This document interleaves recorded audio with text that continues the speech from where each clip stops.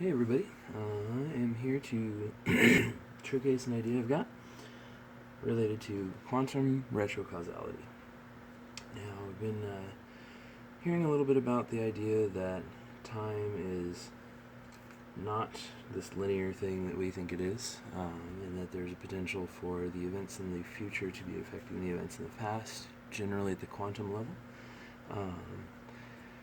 As with a lot of other things, I think that we may pretty soon see that sort of thing can translate to the macro scale, but its probability is super low. So, right now I guess we can focus on the quantum side of things.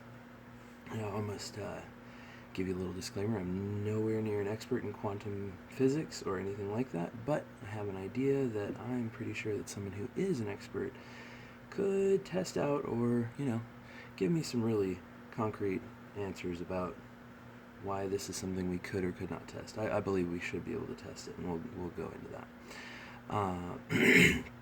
Now, one of the things that I am going to kind of pull on, I took some info from a video from David at Khan Academy, where he gave us a little bit of this. And I'll go through and explain a little bit of it, because I think it relates to what we're doing. Now, this is a Venturi tube, and using something called the Bernoulli principle, we're able to calculate things like pressures and velocities. Ignore this guy for right now. We're able to calculate pressures and velocities at almost any point given other variables about the system, knowing things like starting with that velocity, the cross-section of this guy versus that guy. But one of the things that's interesting here we have, in a steady state situation, meaning that the flow is going and nothing's changing it, that these guys have an effect on that, but really we just know what they are based on the others. If I know these guys here and a little bit about the situation there, then I can back calculate what that was, and vice versa. So, in this situation, now there's other stuff in the equation if we were to add this to a slope and some other stuff that accounts for gravity, but we're going to do this horizontally and eliminate some things. And if you want more explanation on that, I encourage you to go again to look at David's video on the Khan Academy app or online. You can find it either place. But the pressure here and the velocity are related by the density and some other stuff, but we can say that the pressure here plus 1/2 density times the velocity squared is equal to the same equation with the different variables at each, this guy to this guy and this guy to this guy. I had that idea later, and I was already drawing this in Sharpie and didn't feel like redoing it, so that's why these are a little backwards, but I think it fits with our retrocausality. So this stuff tends to get pretty funky when you start doing things like starting and stopping flow. Then you start having to deal with higher order situations where not only are these guys related, but the pressure here can affect the pressure there. And changing the pressure in the end can change the pressure at the beginning. Now, I would like to posit that time is another vector or another section of that vector of events that could be looked at, and I'm going to call these guys E. Now, I have no idea where to put these in this equation, and I'm going to leave that up to the experts, but I want to throw this idea out there. E, I'm going to call an event. Let's say that E1 is going to, I would like to go to the grocery store. So I'm going to say, get in car. And this guy would be arrive at grocery store.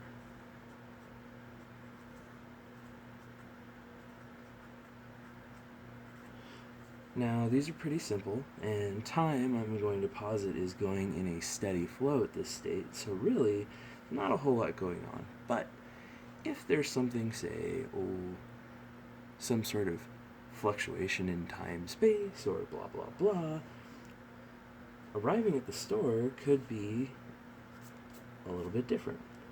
So let's go ahead and just bring this down a little bit more. I'm going to talk about this guy as a quantum temporal back pressure. So the events that happen here. Now, if we get in the car, we go and do stuff, and we arrive at the store, this guy seems pretty standard. Now, if for some reason we get in the car, something happens, and maybe we don't arrive at the store, you could still say that the event here would cause the change in the event here. But if you're looking at things on a much smaller level, the events afterwards could be providing maybe a temporal back pressure that would prevent or change the outcome that we see here in a way that's hard to predict. So we'll go ahead and call this guy quantum temporal independence.